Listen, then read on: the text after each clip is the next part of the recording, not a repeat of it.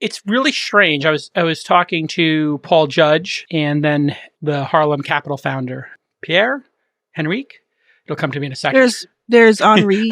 Henri, Harlem? yeah. Yeah. And he said it's really interesting how the murder of George Floyd has really made everybody just take stock of this. It's actually very interesting as well. You have this perception things are getting better, or maybe you don't. I should say I have that perception, or Right. I had this mistaken perception. I think things are trending in the right way.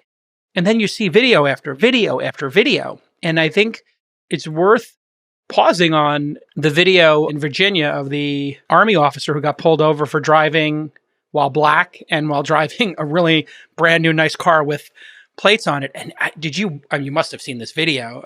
What are your thoughts when you see that? I've seen bits and pieces of all the videos, but I don't Yeah. watch most of them all the way through. It's incredibly traumatic to watch these things over and over again, because it's real and it's really happening. And every single time it happens, I just imagine my brother, who's been in that situation multiple times in his life, including a time where he walked out of a grocery store and multiple officers held guns on him without explanation, made him get to the ground, drop his groceries, and had him there to the point of he could have had a heart attack, anything.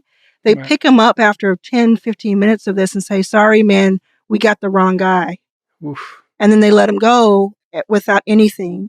And Yeah. so anybody in that situation who had a trigger finger, or my brother, Alfred, if he had sneezed, Yep. right, he could have been gone. And so I want you to get to your, do your point there, but I just have a hard time watching this. And I know so many of us do.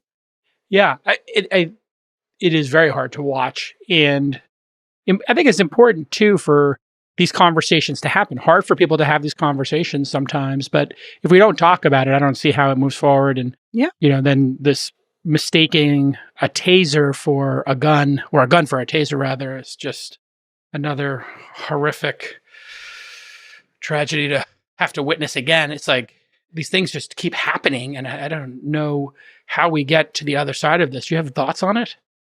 Oh, many thoughts. Yeah. I don't know if this is the time for me to talk about it, only because again, I recently gave the analogy of if someone passes away in your family and you have you either at the funeral home, at your own home, you're in mourning. Yeah. And people come by to visit and they're asking questions and wanting you to have the answers for everything. Why did they die? Yeah. How could this happen? It's a bit difficult to do while you're in mourning, And so I hope everyone agrees. I don't think I'd have a conversation with someone who didn't agree that this needed to be different. Yeah. And I think there are so many people who have been saying it over and over and over and over again. These steps, people have written manifestos of steps of things we could do that don't include completely defunding the police, because you still want to be able to pick up that phone and know that someone's going to come and help you. But there's so many things in between Absolutely. that are so obvious right now. Yeah. And there are answers. The good thing is that there are answers if people would just listen, and if people with power would just listen. They don't even have to do the hard work. Yeah.